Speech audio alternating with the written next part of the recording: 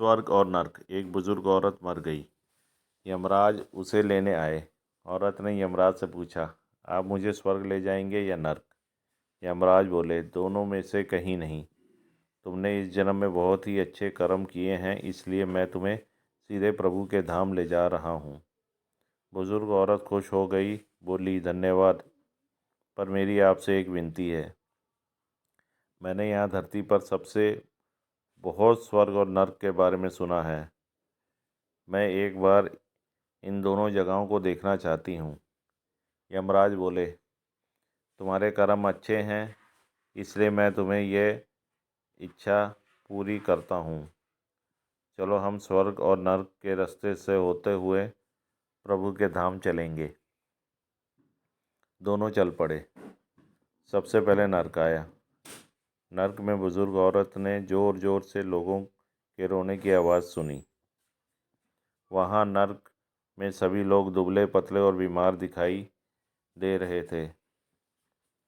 औरत ने एक आदमी से पूछा, यहाँ आप सब लोग की ऐसी हालत क्यों है? आदमी बोला, तो और कैसी हालत होगी? मरने के बाद जब से यहाँ आए हैं, हमने एक दिन भी खाना नहीं खाया। भूख से हमारी आत्माएं तड़प रही हैं। बुजुर्ग औरत की नज़र एक विशाल पतीले पर पड़ी, जो कि लोगों के कद से करीब 300 फुट ऊंचा होगा। उस पतीले के ऊपर एक विशाल चम्मच लटका हुआ था। उस पतीले में से बहुत ही शानदार खुशबू आ रही थी। बुजुर्ग औरत ने उस आदमी से पूछा, इस पतीले में क्या है? आदमी मायूस होकर बोला, यह पतीला बहुत ही स्वादिष्ट खीर से हर समय भरा रहता है। बुजुर्ग औरत ने हैरानी से पूछा, इसमें खीर है तो आप लोग पेट भर के ये खीर क्यों खाते क्यों नहीं? भूख से क्यों तड़प रहे हैं? आदमी रो रो कर बोलने लगा, कैसे खाएं? ये पतीला 300 फीट ऊंचा है। हम में से कोई भी उस पतीले तक नहीं पहुंच पाता। बुजुर्ग औरत को उन पर तरस आ गया। सोचने लगी, बेचारे खीर का पतीला होते हुए भी भूख से बेहाल हैं। शायद ईश्वर ने इन्हें यह दंड दिया होगा। यमराज बुजुर्ग औरत से बोले, चलो हमें देर हो रही है। दोनों चल पड़े। कुछ दूर चलने पर स्वर्ग आया। वहाँ पर बुजुर्ग औरत को सबकी हंसने खिलखिलाने की आवाज़ सुनाई दी। सब लोग बहुत खुश दिखाई दे रहे थे। उनको खुश देखकर बुजुर्ग औरत भी बहुत खुश हो गई।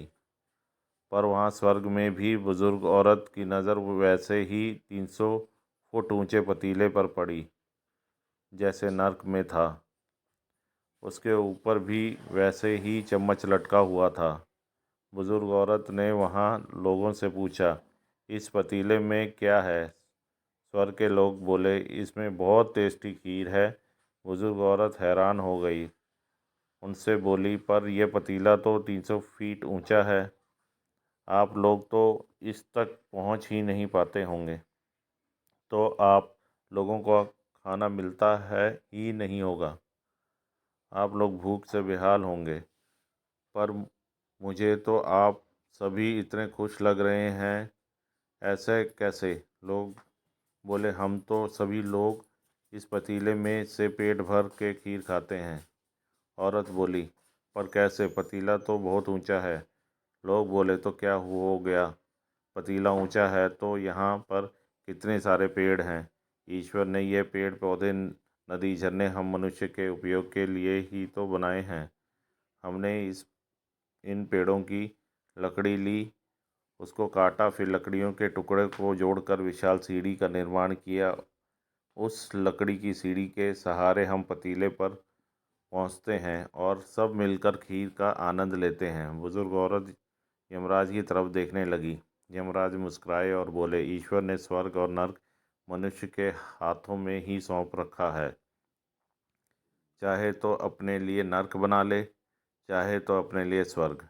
ईश्वर ने सबको एक समान हालातों में डाला है। उसके लिए उसके सभी बच्चे एक समान हैं। वह किसी से भेदभाव नहीं करता। वहाँ नर्क में भी पेड़ पौधे सब थे और वह लोग खुद ही आलसी हैं। उन्होंने खीर हाथ में चाहिए। वह कोई कर्म नहीं करना चाहते, कोई मेहनत नहीं करना चाहते, इसलिए भूख से बेहाल हैं। क्योंकि यही तो ईश्वर की बनाई इस दुनिया का नियम है। जो कर्म करेगा, मेहनत करेगा, उसी को मीठा फल खाने को मिलेगा। Thank you.